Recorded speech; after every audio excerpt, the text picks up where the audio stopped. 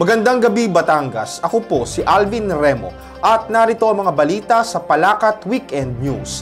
Bumisita sa Batangas City si Senator Amy Marcos kung saan hiningi niya ang suporta ng mga opisyales ng lokal na pamahalaan at ng mga barangay sa lungsod hinggil sa isinusulong niyang panukalang batas upang maamyendahan ang Local Government Code, partikular ang pagpapalawig ng termino ng mga barangay officials hanggang 6 na taon. Magugunita na si Senator Marcos ang chairperson ng Committee on Electoral Reforms and People's Participation sa Senado. Nakitaan niya na kulang ang 18 buwan na panunungkulan ng mga ito upang makapagpatupad ng mga programa at proyekto. Binigyang diin din niya na napakaikli ng panahong ito upang makapaghilom at muling magkaisa ang mga magkakabarangay. Plano din anya isynchronize ang barangay at sangguniang kabataan elections upang mabawasan ang ginugugol na pondo ng gobyerno sa pagdaraos ng halalan. Kaugnay nito, isang resolusyon ay pinasa ni sangguniang panglungsod ang ipresenta ni ABC President Angelito Dondon Dimacuha na nagpapahayag ng suporta sa naturang panukalang batas. Lubos ang pasasalamat ng senadora sa nabanggit na hakbang kung saan nalungsod ng Batangas aniya ang unang syudad na gumawa nito.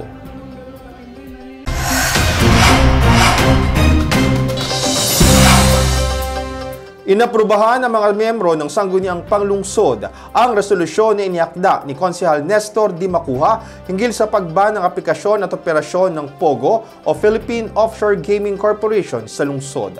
Ang detalye sa report ni Rona Endaya Contreras. Ayon sa resolusyon, bagamat ito ay nagbibigay ng trabaho sa ilang Filipino, ang POGO di umano ay nauugnay sa mga krimen tulad ng human trafficking, kidnapping, robbery, extortion, money laundering, espionage at iba pa. Magugunitan ang naturang isyu ay nag-ugat sa isinagawang investigasyon ng Senado sa POGO operation sa Bamban, Tarlac at ang pagkakasangkot ng ilang opisyal ng gobyerno dito. Binigyang diin ni Councilor Dimacuha na walang puwang ang ganitong klase ng gawain sa lungsod kung kaya't ang naturang resolusyon ay bilang pag-iingat sa kapakanan at kaligtasan ng mga mamamayan. Magsisilbi din aniya itong babala kung mayroong mga negosyo na isyuhan ng business permit na palihim na nag-ooperate bilang POGO. At kung sakaling mayroong ganitong kaso, hihilingin nila sa punong lungsod na bawiin ang permit nito. Kaugnay nito, pinayuhan ni Liga ng mga Barangay President at Konsehal Dondon Dimacuha na maging vigilant o mapagmatyag ang mga LGU sa mga POGO na nag-ooperate sa ilalim ng kanilang jurisdiction. Para sa Palakat Weekend News, kasama si Jeffrey Maranan, Rona Endaya Contreras, reporting.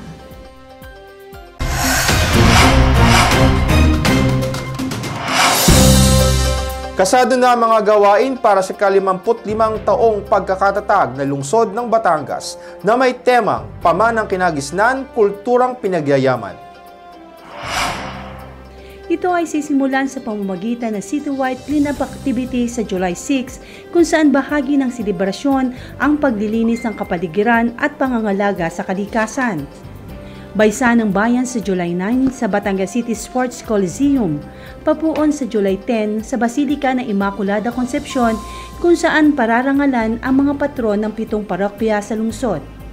Sa July 30 naman, nakatakdang isagawa ang bangkarera sa Kalumpang, Ecowiz at Pintal Husay sa July 15 at Solid Waste Management Summit sa July 16.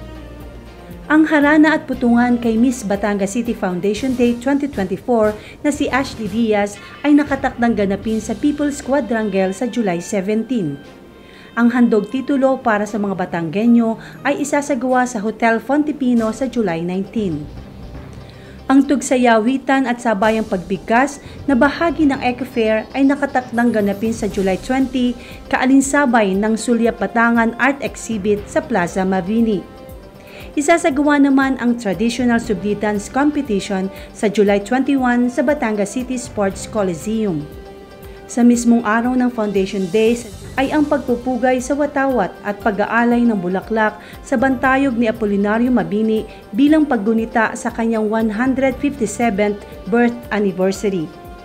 Kasunod nito ay ang Fun Lasang Batanggenyo, Lantake, Cooking Competition at Larong Pinoy. Tampok din sa araw na ito ang Sublian Float Parade at Street Dancing sa kahabaan ng Pibor Coast sa umaga at Court Dance Showdown sa ika-1 ng hapon sa Batangas City Sports Coliseum. Inaasahan naman na dudumugin ng mga Batanggenyo ang street party sa harap ng City Hall alas 7 ng gabi kung saan highlight nito ang magarbong fireworks display. Kabilang rin sa mga inihandang gawain ay ang trabaho para sa mga Batanggenyo Job Fair sa July 26 mula ika-8 ng umaga sa Batangas City Sports Coliseum. Para sa Palakat Weekend News, Liza Perez de Los Reyes reporting.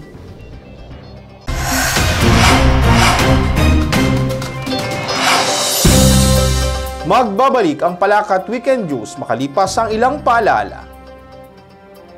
Mga nanay at tatay, alam nga po ninyo na tumataas ang banta ng polio. Huwag po nating hayaang magka-outbreak at sugpuin ang mga vaccine-preventable diseases na ito. Ang bakuna po ay libre, ligtas at siguradong epektibo. Kaya huwag tayo magpahuli at pabakunahan po ang inyong mga anak sa Chikiting Ligtas ngayong May hanggang June 2024. Tandaan po, ang chikiting na bakunado, protektado.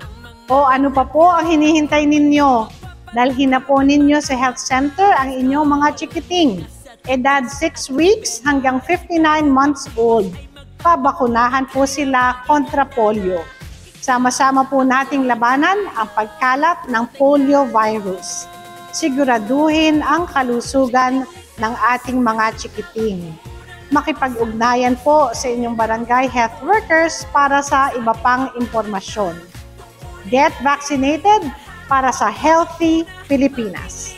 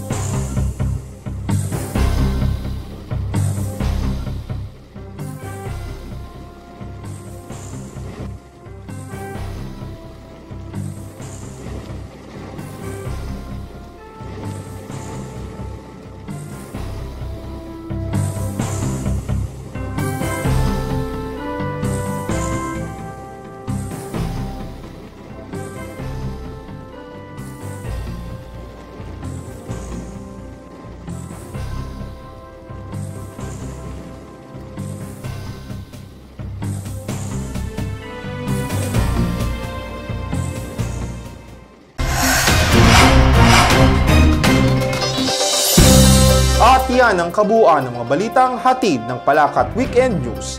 Ako po si Alvin Remo. Maraming salamat. Magandang gabi sa inyong lahat.